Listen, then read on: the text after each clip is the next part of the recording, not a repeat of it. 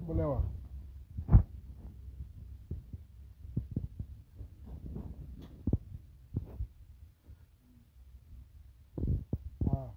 Àwa gbádùn lọ́wọ́, àwa jẹ àṣàkẹ́ àbí àjẹkẹ́, àwa jẹ àṣàkẹ́, à ń jẹ ìrẹsì, à ń jẹ ẹja, oríṣiríṣi nǹkan là ń jẹ. Madam ló gbà wá lálejò. Madam. Wo ẹja, orí ẹja rí. Allah gbọ́ ọ̀nà gbé fún mi.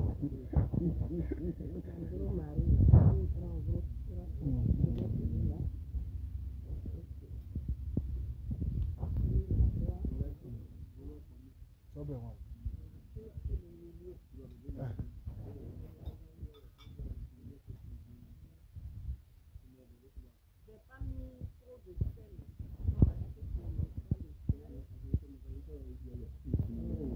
Trop de piment. C'est bon? Un peu de piment.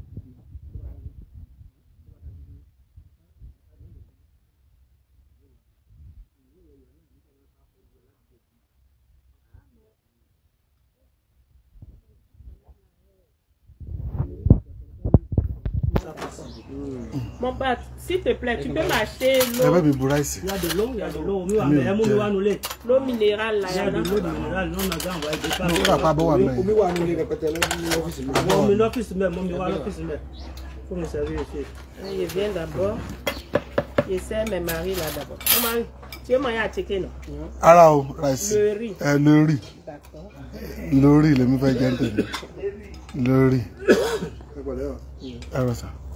Le riz. Le riz rice. Chou salade avec de la ticket. Tout est mélangé. C'est ok, ouais. C'est bon? Ça, on peut faire, papa. Attends, je vais prendre la sauce. Le riz.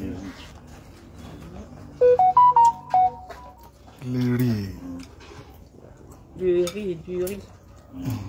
Abidjan la wa. Abidjan.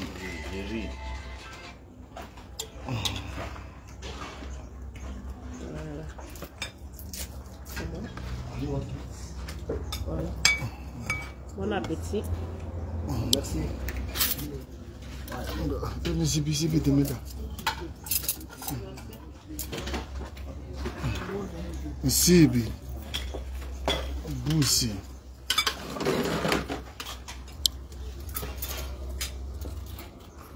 Ça peut te blesser les dents.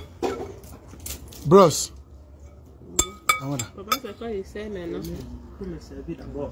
Après le roi, c'est moi. Ah, d'accord. Ce sont les enfants. C'est moi. Je te sers. Le riz. Ouais, excuse-moi. Ah, alhamdulillah. C'est une affaire de royauté. Ouais, va m'amender.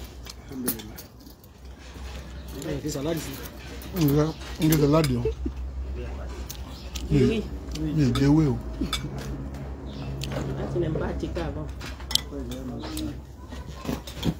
Pourquoi tu as mangé à Tika encore?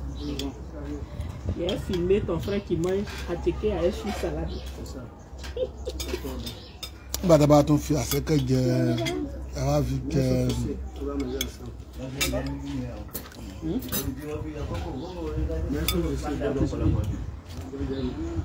Comme ta sauce, mon chéri. Laisse ta sauce.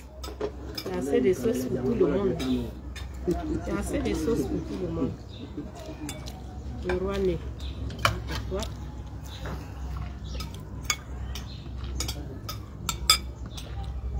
Bon appétit. Merci. Tu n'as pas pu faire le boisé parce que... Bon appétit, merci. Merci. Thank you. Voilà. Merci beaucoup. Voilà. Voilà. Maintenant, il faut une assiette. Voilà.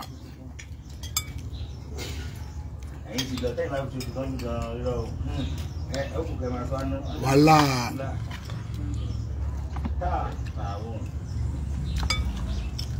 Bah oui, boum. Tu as envoyé ton cul. Oúnjẹ kújẹ ni mí. Oui, c'est que toi tu aimes trop le sel. Abidjan la wà.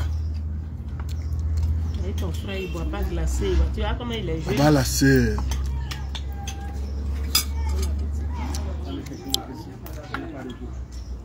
Orí gangan ní jẹ. Gangan ni.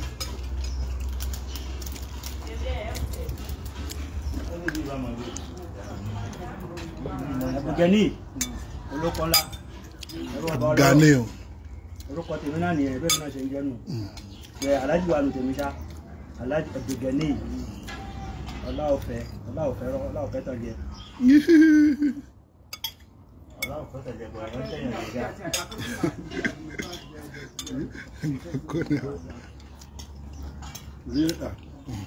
Ele tá aí. Ọlọ́run fẹ́ tọ́jú.